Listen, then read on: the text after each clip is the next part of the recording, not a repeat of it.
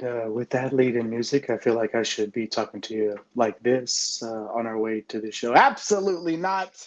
Hello, everybody. Every SEC game feels like a tournament game.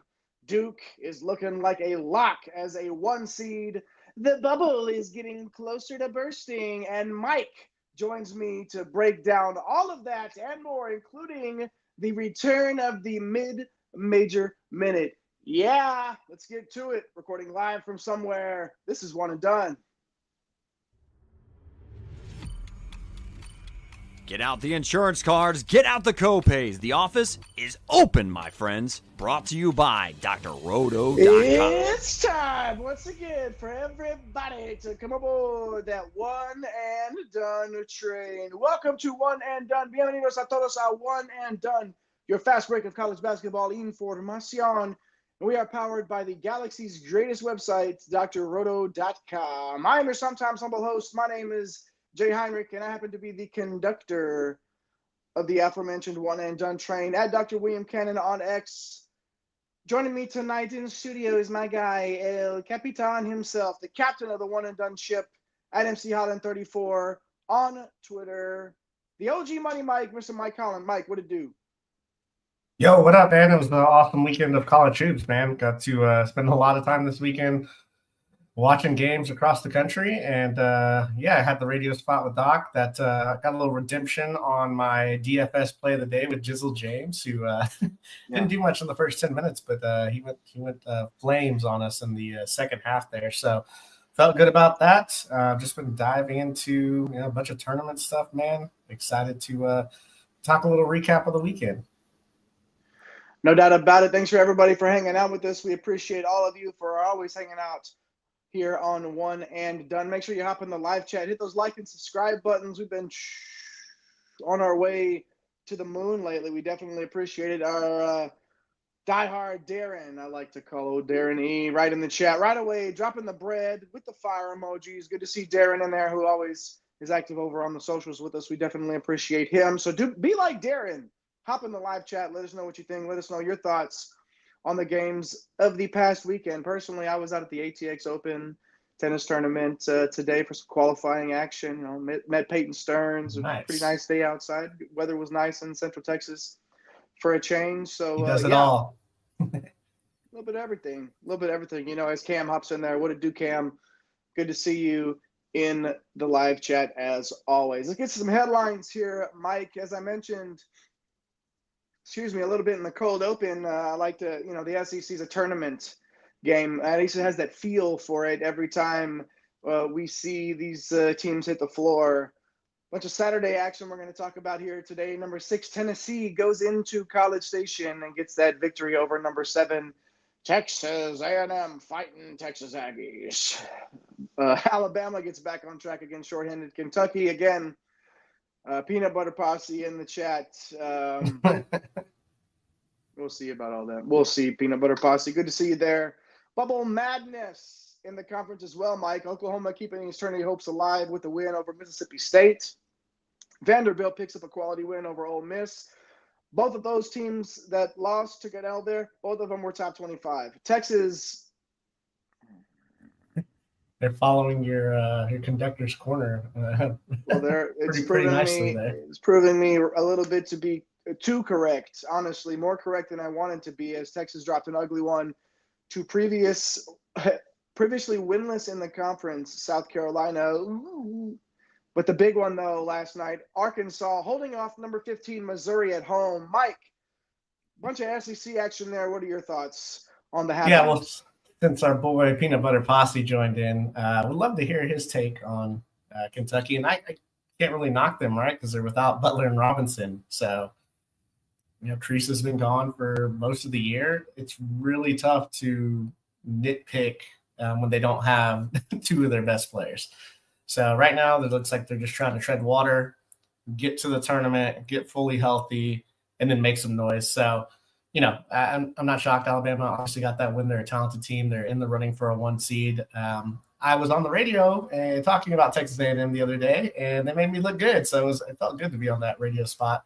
I just don't like the profile of this team, and not because I'm here in Austin.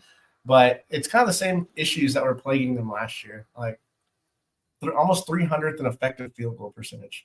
So I love when a team is top 5 in defense. That's great. When you're number 1 in offensive rebounding percentage, that's great. But you have to make some shots at some point. And when you look at they're shooting like 30% from 3. Like that, you're just asking for a 14 or 15 seed that is going to play with no, just they don't, basically playing without fear. And, you got to be able to make some of those shots. So the Aggies profile, a little nervous, as well as St. John's. We'll talk about that a little bit later. Called the OU in, told the people out there to take the money line. They did win that game after a interesting first half, but they picked it up in the second half. Jeremy Fears was absolutely awesome. They're still pretty bad defensively, which is not what you see from a Porter Mosier team. So this has kind of been a weird season for OU. And then that Vandy win, it was huge. They're getting big wins because obviously, Jay, you mentioned every night in the SEC feels like a tournament game. So that's how you help build a resume when you're always playing quad 1 and quad 2 games. So they have wins over Tennessee, Kentucky, and Ole Miss. The problem is like they need to get 1 or 2 more down the stretch here to feel safe in like that last 4 because their non-con schedule, like Texas, pretty poor. They were 344th in the country in strength of schedule and no signature wins in the non-con. So, it's great to, to be, 6 wins in the SEC, but you're going to need to get closer to, 8 when you don't have any non-con wins. And then, Jay, the Texas thing was a disaster. Arkansas is obviously surging. These 2 teams are going to meet in kind of almost like a bubble type game. It feels like whoever wins that game is going to feel really good about being in the at-large conversation. I was hoping that they would get their win against anybody but Texas, Peanut Butter Posse, to be honest with you. But, yeah, I see what you're responding there, saying that Kentucky hung in there for 35 minutes with the farmhands getting most of the backcourt minutes. Yeah, I mean, obviously when they're doing the best they can with their main guards out of action, and it's just tough to – this is still a guard-dominated sport, period. It is. And when you lose guys of that caliber – it's going to be hard to compete in the SEC no matter what. So tough for Kentucky, tough for Texas for sure. That was just difficult on the eyes in general. But yeah, a chance this week against Arkansas. Again, it's going to feel like tournament game. It has that sort of implications on these team seasons, and the tournament. We're only 3 weeks away from Selection Sunday, Mike. I think the A-Sun tournament starts next week, the conference tournament for the A-Sun. They're the first ones to wrap up, and they start next week. So, yeah, we're going to talk about that in the mid-major minute here. We will, 3 weeks away from Selection Sunday. And, of course, we're all planning to fill out a bracket and enter a pool with our friends, right? And that's cool. Get your coworkers in there and your friends and the cousin that you only talk to. You only hit up once a year, so you have people in your bracket pool. But here's the deal. If you want to level up, invite those same pool members over to BracketBids and start an auction draft league. We are changing the game. We and our partner BracketBids changing the game by bringing a fantasy sports aspect to the greatest tournament in the world. That's right, an auction draft. So you're bidding, outsmarting, outwitting your league mates. Okay, if I need to spend half of my available dollars on Auburn because I think they're going to win it all, man, I'm going to have to spend that much. It's a new twist on it. Set up your league for free. That's you can set it up and get your league link and everything like that. But to activate everything and to get things going, you're going to want to make sure that you use the promo code BREAD, BREAD, scrolling right there across the bottom of your screen for 40% off your league activation fees to get everything going over there with our friends at BracketBids. So go to bracketbids.com or download the BracketBids app today and, a little level up in March maybe with our friends at BracketBids. All right, good stuff. The live chat has continued to roll. Thanks to BracketBids and thanks to the live chat. Oh, it's Darren. Yeah, a lot of referee controversy this weekend. Mike, any comments on the old refereeing? We love a good referee section, right? We didn't build it into the show, but yeah, that call on Trey Townsend at the end of the Arizona game late last night propelled BYU to that victory. So pretty controversial call there. And then if you watch the Purdue game, that was a lot of tough calls today at Indiana. It's been one of those weekends where, hey, you got to play through the adversity, and sometimes if it doesn't go your way, you got to move on to the next game. Well, and that's why if you're watching the games and you're seeing this is happening, Peanut Butter. I know Owe had a rough go at it. He was getting beaten around a little bit, but hey, no, I mean, like, there's the deal. Like, again, Mike, to your point, you got to play through that stuff, and when it's not your night, it's not your night. Kentucky's talented enough to get on the other side of this, and they'll be okay, But again, like, yeah, that Trey Townsend foul. That's so bad. That's all right. Okay, hey, let's Retribution. move on now. A little retribution. Hey, who knows? Hey, I'm just saying, like, I love a conspiracy theory, not as much as Nate does, our guy CC Hustle. I don't love a conspiracy theory as much as he does. At the Real Napier over on X, but I like a good referee, narrative streets gimmick all the time. Plenty more of those coming. Plenty more of those coming through the next 6 weeks. Yeah, a team that didn't need any help from the referees is Duke against Illinois at MSG the other night, 110-67. Another example of two teams heading in opposite directions. 3 losses in a row for the Illini, Mike, and like I mentioned earlier, Duke is basically a lock for the 1 seed at this point. This is a beatdown, basically an offensive clinic from Duke. 52% from 3. Just so many weapons for this team. 7 guys in double figures. Isaiah Evans, if he wasn't playing on this team with all these dudes on it that are going to the NBA, man, he would be a stud anywhere else. He's really a stud off the bench in limited minutes. Just an elite scoring weapon off the bench. He's going to be really good for them next year. They had 28, almost 30 assists in a college basketball game. Like, that's pretty insane. And then Illinois, like, we had talked about it, and it's like, I don't think Illinois is going to profile that well this year.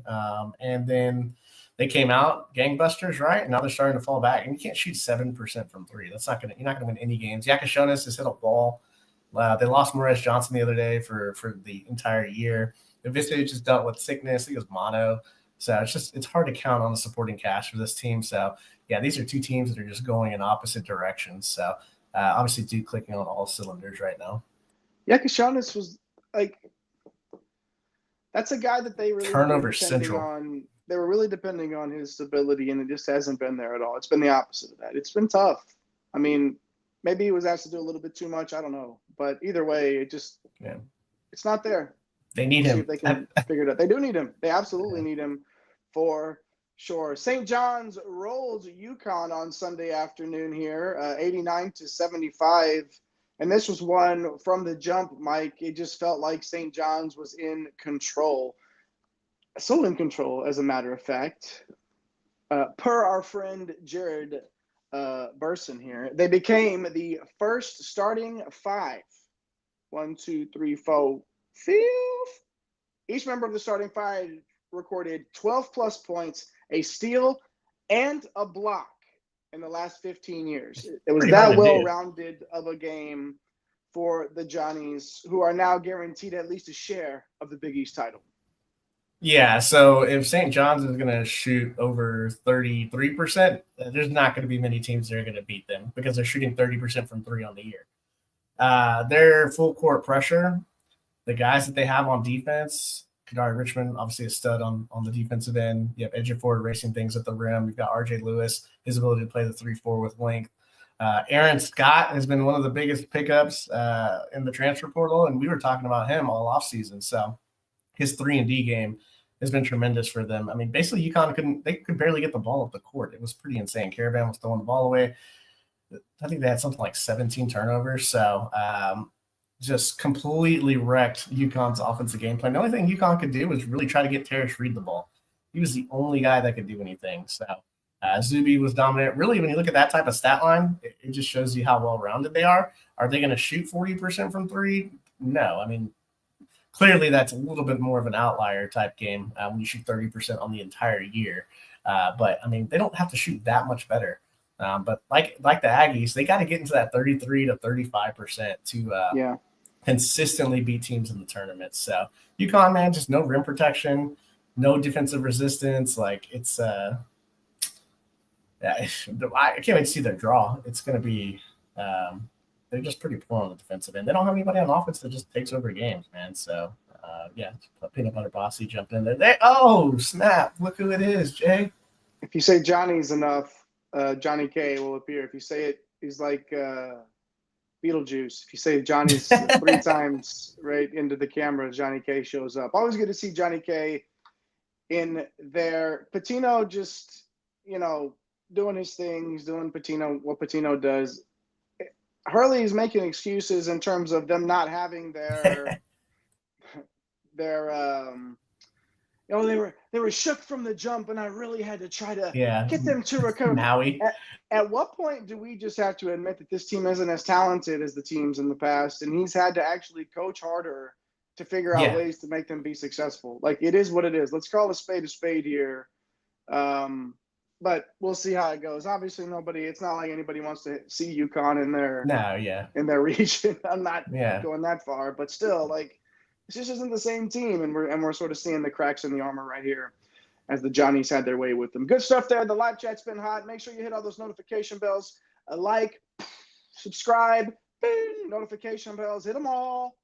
Do your thing. Oh, it's all right, Johnny. Hey, Johnny, listen, whatever it is, just, I'm sure a strongly worded email will work just fine over at YouTube. Let them know. Let them know we got to get those one and done notifications in right away so everybody can hang out with us. But no, all seriousness, good stuff, Johnny. Thanks for hanging out with us. Darren jumping in. Aaron Scott, former NIT champ at UNC. There we go. It always comes back to North Texas for our guy Darren, and we love it. We absolutely love it. Push all those buttons. A couple more things here on the show, including, you guys, I just hear it. It's like if you put your ear to a seashell, you hear Mid-Major Minute, and it's like, where has it been? It's coming up, so make sure you don't leave right now because we're getting there. But one more time before we get to the Mid-Major Minute, we have Oregon coming back late on the road, upsetting number 11 Wisconsin early on Saturday. That was 77-73 in overtime. Jackson Shellstead, there he is. He's hitting the big shot at the end of the game, sending it to overtime.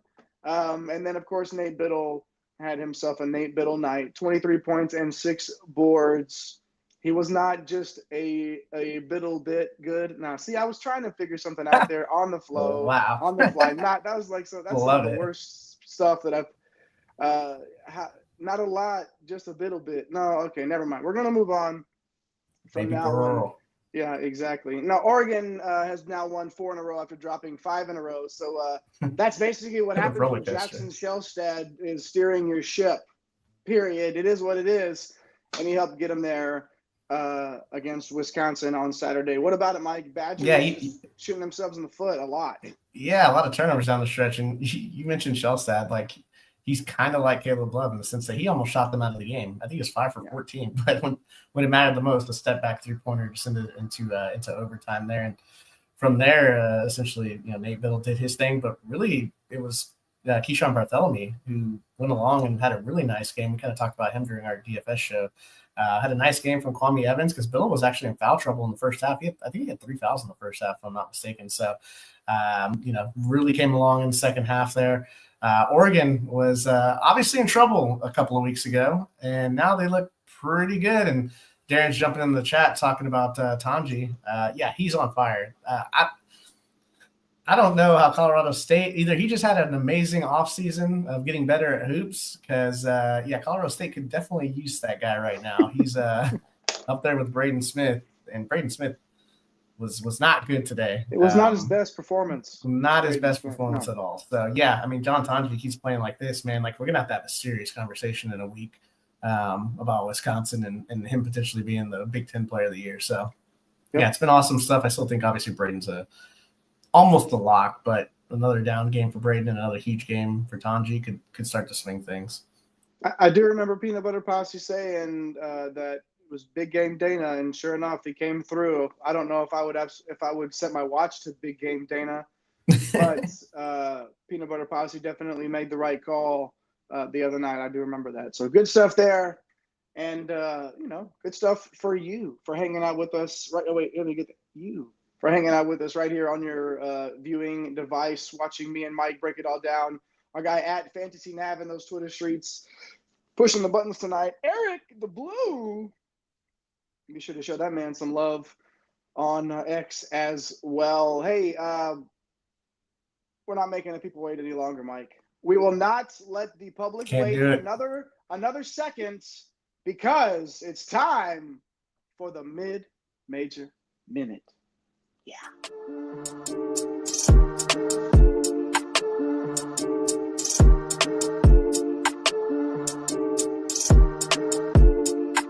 All right, mid-major minute time. Regular season races coming down the stretch. We just talked about the ASUN tournament starts in about a week. So we'll start there. What's going down in these regular season races? We got Lipscomb in the ASUN and North Alabama. So we had a huge result this past Thursday where Lipscomb actually beat North Alabama to tie them up at 12-4 in the conference. They won 75-63. Both teams 2 games left, and they have a common opponent, Central Arkansas, so maybe they can play spoiler there. Over at the Conference USA level, we have Jacksonville State at 11-4. Liberty is 10-4. The two of them face off on Thursday. So this Thursday, Jacksonville State is going to Liberty, so that's going to be a big game in the Conference USA there. And then over in the America East, it is getting really interesting as Bryant officially has a 1-game lead over Vermont. Bryant's 11-2. Vermont is 10-3. Now, we talked about this the past couple off seasons when we were doing our conference previews. Vermont has either won or shared the regular season title in 8 straight years. So this past Thursday, Vermont actually closed in within a game by beating Bryant 59-55 in a classic game there in the America East. So both teams have 3 games left. We'll see if Bryant can kind of hold on and knock off Vermont, who's been doing their thing there for obviously the last decade. The Patriot League kind of similar. Colgate had won the conference in 3 straight years for the last 5. Had been the representative in the tournament quite often here recently, but it still could be the case. However, the regular season championship looks like it's going to either American University or Bucknell. American University is 12-4 in conference, while Bucknell is 11-5. 2 games left for both teams, so it's going to come down to the wire here. Just interesting to note that we're obviously taking a look at these conferences and seeing what needs to be done, and we'll do some previews as the conference tournament time gets near. But for right now, that's going to be our mid-major minute.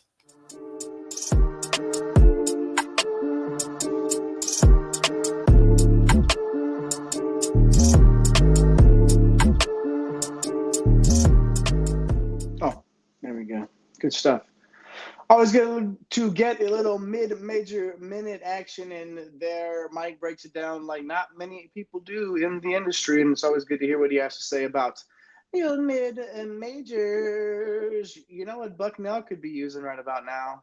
A little bit of outside shooting, a little bit of slash and dash from Ian Mota, a little bit of length. Unfortunately, Mota suffering that injury earlier in the year. We knew Bucknell going in. We talked to Ian offline before the season started, and he knew that they were going to be good. That locker room was together. One of the few teams in the entire country that didn't have anybody that was missing. Like everybody was back and they were ready to rock. And Mota obviously would have helped their cause in this standings. Good stuff there. All right.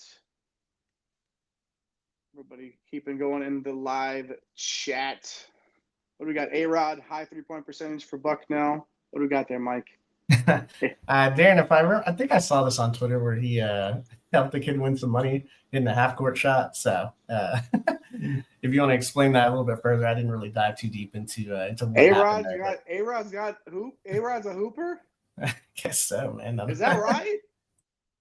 Hey, shout out. I mean, what else does he need? It's not like he doesn't already have all the money and own the Timberwolves. Did they put that through? Yeah, they did, I think. They did, right? Yeah. Well, hey, anyways. He's living it up, man. Is Bucknell a quad one? Good guy, A-Rod. Are we pushing that narrative these days? Okay. Super.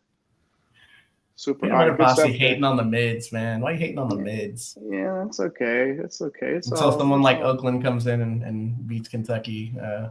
Ooh. Don't hate on the mids, man.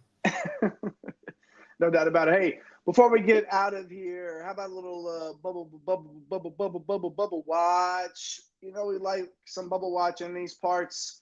And like I said earlier, that bubble's getting closer and closer to bursting a little bit. let's talk about the multi-bid conferences as it's laid out right now with our friend Lenardi. The multi-bid conferences right now: SEC, Big 10, Big 12, ACC, and Big East. Mountain West and the old WCC going to get 2 in. Unless something crazy happens, that'll just be all they get. 13 out of the SEC, Mike, and 10 out of the Big 10. Before we get to the last 4 in and all that stuff, do those seem about right for you? Yeah, so we've been talking with Lenardi about 14 in the SEC. It seems like there's this pendulum switch. It's because the last few shows we've done, the ACC's been down at 3 teams. Mm-hmm. So it's kind of shifting back and forth, and Cam's making a good argument. Drake and Bradley, here we go again, right? Talking about the MVC, they're super strong again. Northern Iowa's in that conversation a little bit too. I know that Drake and Bradley obviously have a little bit better non-con, but yeah, I mean that deserving as well. Again, that conference is shown year in and year out. I mean, I know Jay, that's one of your favorite conferences, but yeah, I mean this is going to get interesting because what happens if someone in the Big East, a 7 or an 8 seed wins it, or someone in the Mountain West, a 6 seed wins it, then the Mountain West is getting 4 teams in. Yeah, it's just gonna be interesting as we come down to the wire. What happens in the SEC? Does somebody go really cold to knock them down to 12 seeds? But I think 13, 14 is kind of a stretch because then you're just assuming that there are no bid stealers, and there's always at least 1 or 2. So I think we're pretty right on the numbers right now. We'll see what happens with the ACC and the being at 4, which every year we do this. The SEC is not strong, and then 2 teams make the Final 4. So we'll see. That Missouri Valley, that's the first 4 teams. There's usually 5 or 6 teams atop that conference that you can make an argument for. Then that bye, those 4 byes in the first round of their conference tournament matter a lot, so you don't have to play that extra game. Illinois State on the outside looking in right now in that 5 spots in the conference, but we'll see if they can boost that up. Okay, last 4 in right now: San Diego State, Oklahoma, who obviously did themselves a favor over the weekend, Arkansas, who did the same, and then the Fighting Tim Duncans of Wake Forest. First 4 out: North Carolina, SMU, Georgia, and Boise State. Next 4 out: George Mason, Xavier, Indiana, and Villanova. So where do you want to start, Mike? How about in the bottom of that one, the next 4 out? Any teams in that quadrant of squads that you feel like could do themselves some favors coming up?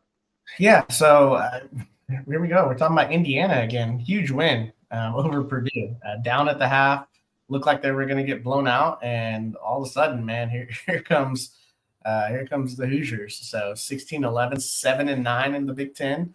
Their net rating 56th right now.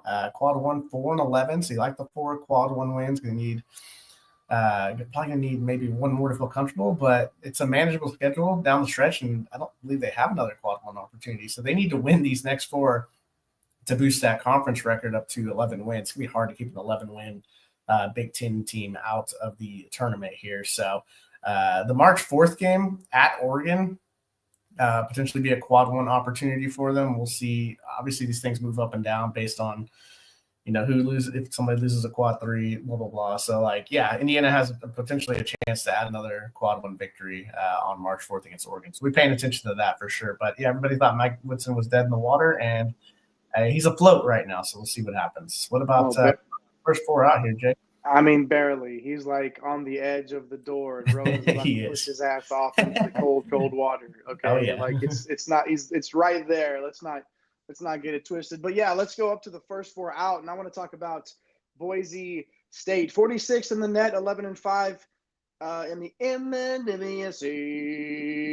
Mountain West, 4 games left, and favored by Ken Palm to win out. But that means getting by Utah State this Wednesday, Colorado State in the finale. There are not cakewalks. They're not all cakewalks for the Broncos. And they're going to have to probably run the table, I would imagine, Mike, or need major work in the conference tournament. But, they're going to have to – it's almost like one of those things where even if they pull it off, I think they still might have to do a little bit of work in the conference tournament. But, they're going to have to win all 4 of them heading into it for sure. One more, Mike. How about that team that could just be – this is right there that could sneak in just right there? Maybe the bubble of all bubbles right now for you. Is anybody coming to mind? Yeah, SMU's in a weird spot. So here we're talking about the ACC, 20-7, 11-5 in the ACC. So that's how you know that we're talking about another down year in the ACC when an 11-win ACC team is on the bubble. They're 39th in the net. The problem with the ACC, and Cam and Jeremy and these guys that follow the ACC really closely know that there's just not a lot of quad one opportunities. I mean, SMU's 0-5. They had a huge opportunity this weekend against Clemson. They lost 79-69. That was a home game.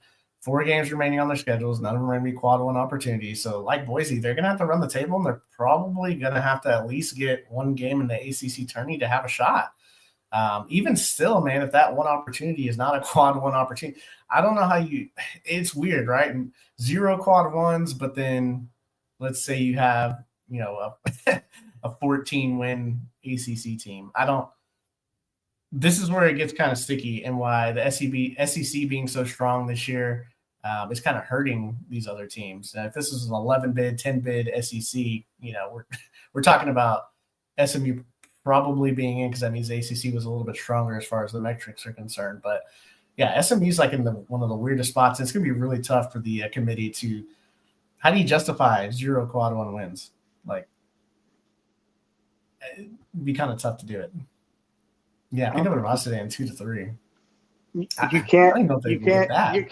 can't have that many losses in your schedule overall and not have any quad one wins. You know what I mean? Jay, what if you're 15 wins in the ACC, Jay? What if they get to 15?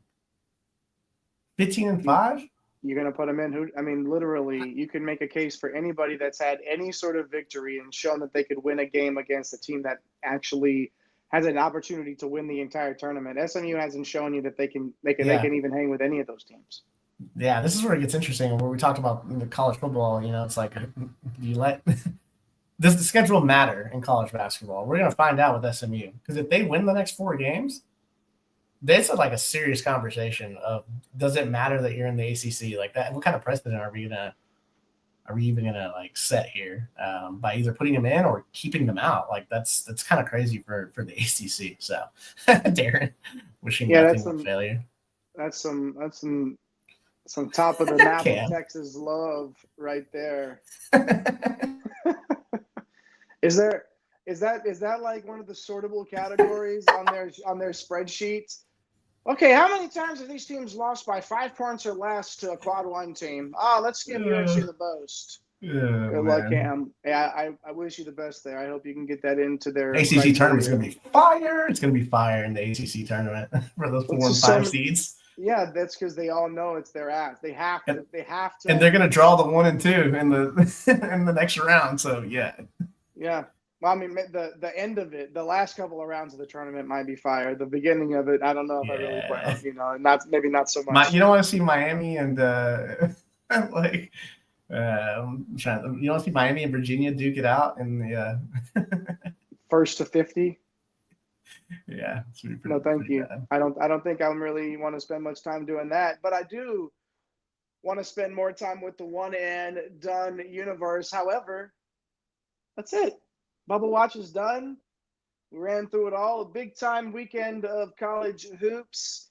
And, Mike, from a DFS perspective, which are the next shows that we'll bring you here on this channel, these prize pools are only going up.